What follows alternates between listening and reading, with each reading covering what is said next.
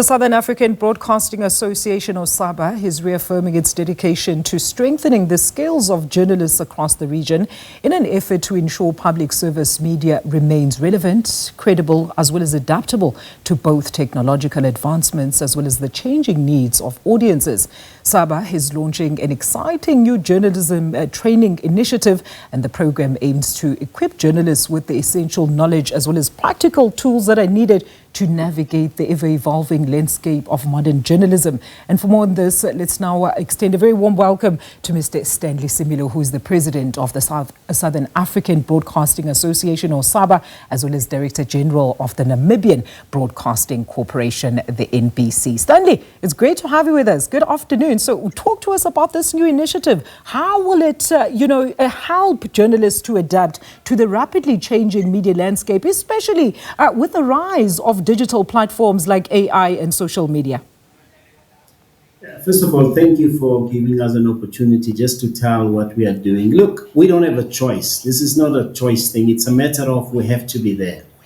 And we have actually realized with the advent of AI being here. Well, we're going to continue with our interview with Mr. Stanley Similo on the Southern African Broadcasting Association, reaffirming its dedication to strengthening the skills of journalists across the region, and in an effort to do such, public service media remains quite relevant, credible, as well as adaptable to both technological advancements and the changing needs of audiences. SABA is then launching an exciting new journalism training initiative. Let's welcome Stanley once again on the line. Stanley, great to have you with us once again. I was just asking if we can just start again for the benefit of our viewers. I was asking there, how will this new journalism training initiative actually assist journalists to adapt to the rapidly changing media landscape, especially with the rise of digital platforms like your AI as well as social media? Look, it's not a choice thing. It's something that we need to do because the way technology has evolved, we are seeing already this is being applied in the newsrooms. But what we are saying, and through the training, we were saying, look, you can use AI, but AI must not override your own thoughts. And there was a study that was carried out in Namibia through Namibia, Botswana, and Zim. And you guess what? 77% of the participants actually said they are using AI daily. And but they also said themselves that part of what they are using, it's close to about 30% of what their input is, because we believe that the human element has still to be there. Because the verification as to whether what you are doing is true and it's authentic, that must come from the journalists themselves. Equal to that as well, we were saying, look, when you look at Africa as a whole, we find that the narrative that is told about where we are and what we do is different. I was just now listening to President Cyril Ramaphosa regarding the issue with, I think, with the Americans. And the narrative that goes through there is controlled from one end. Where are we in that equation? We should be able to strengthen the voices that are coming from the continent as well. So we had people from the UN as well who spoke about how we should also be reporting on stories that are sensitive in terms of what we do. So for us, it went very well. And mind you, it was not just the journalists themselves. We also had a masterclass for Director General CEOs within the media space as well. Because we are saying, in as much as we empower the ordinary journalists, if the management and leadership of these organizations is not taken care of, you will find journalists are great, but the leadership is bad. And guess what? As they say, it will always fall on leadership. And if the leaders are not properly attuned as to the new ways of doing business, you will find great organizations not performing very well. So for us, it was an all-encompassing, and it still is an all-encompassing experience of growth, both for the journalism in the newsroom and for the management, that is to make sure that journalists can operate in a safe, conducive, and equally empowering environment.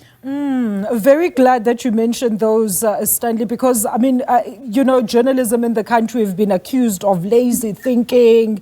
We're failing to verify important facts. We just go on Google and we take whatever the first notes that we actually receive and put them out there as actual fact. And when we look at, the route that investigative journalism is also taking, what specific skills then or knowledge do you hope that journalists will also gain aim then from this program to also ensure public service media also remains credible as well as relevant? No, that's a very, very, very great point that you are raising there. We are saying, in as much as we train you to do all the things that are correct, the ability to be able to reason as just as a human being, the ability to be able to question and give meaning to whatever you want to write must come from you as the journalist that has been trained. True. AI will plug up anything that it can find and it will give you. If you're just going to be relying on what it does, you will find that the level of reporting standards and the stories are becoming shallow, shallow, and shallow. So for us, it's a matter of, yes, technology must be there, it must be an enabler, but technology must not be the only element of what we do that will determine what type of reporting we bring. Mm-hmm. And for us, we play in the radio, television, and the online space. And guess what? We had 3 great trainers. One, by the way, is from the SABC Lance, and we had a gentleman also from Seychelles, and then there was also one gentleman from Namibia. Post the training, when I was speaking to the participants, they were like, yeah, we've learned things that we would just ordinarily take for granted, but at least now there is a framework through which we will be looking at how best we can do the work that we do. And as you know, newsrooms, if you are there and you're a journalist, it doesn't matter how you report on things. All sides of the population will always attack you because today you do a good story, tomorrow you write something that may not appeal to any other person, and it gets worse. If those that have power would believe that you are reporting on them around matters that they don't like, all of a sudden you will be told that, no, your station is bad, your station is biased. But you know what? We can always provide the stats that should be able to tell and show that, look, we are balanced in terms of what we are doing. And again, you raised a point which I quickly just want to make a point to. We should not rush to be the first one to bring out a story.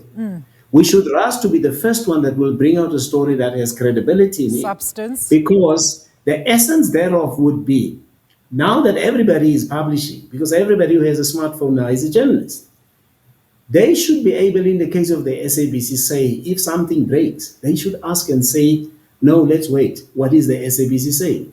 In Namibia, that's the case where we see that when stories are breaking, people will ask, what is the NBC saying? Now, that sounds easy, but there's a premium on that. It means then that you must continuously work towards making sure that whatever you do is based on the aspects of fairness, giving the other one also the right to reply. So it's a continuous process of learning. Hence, I was saying it should not just end in the newsroom. It must get the leaders as well, those that will be informing journalists to say, go and cover the story. We must make sure that our journalists feel safe. We must make sure that our journalists feel appreciated. All right. And moreover, that environment within which they operate must be conducive.